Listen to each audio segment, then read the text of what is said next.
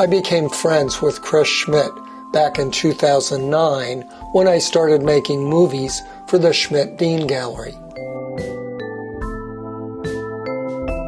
I was immediately taken by his intellect, sense of humor, and passion for art, artists, and art history. His gallery has always been very eclectic in style and content, but all his artists share a high degree of skill in the making of their art and a rigorous intelligence in its conception.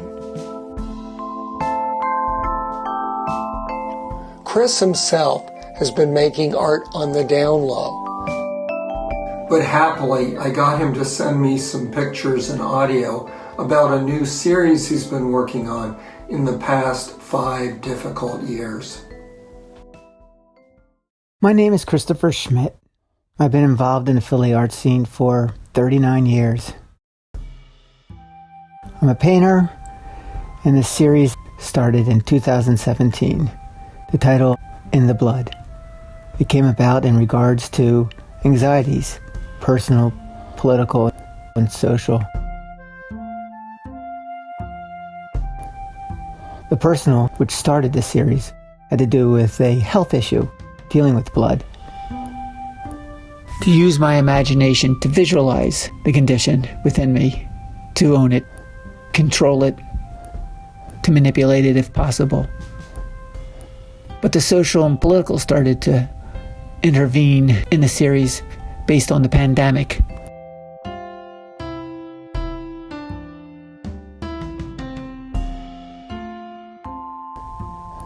The social became of utmost importance.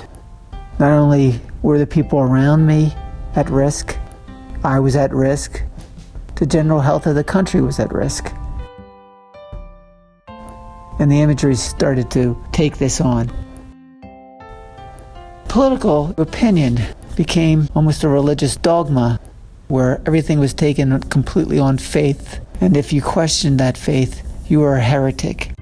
And how that divided and became more of a risk to all of us.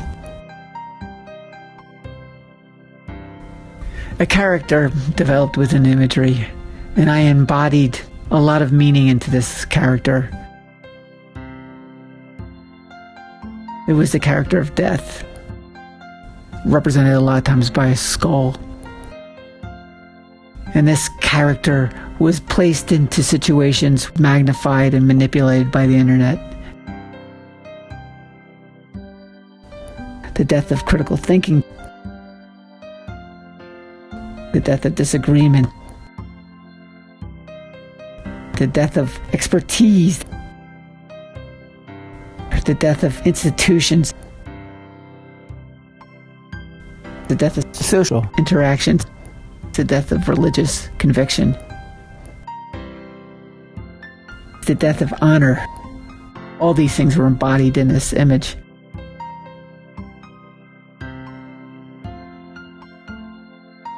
The titles were the inspiration for each of the images. They were based on the daily events forced on us from all angles, from the media, the internet, the government, the daily briefings, the daily deaths. All these were deeply disturbing.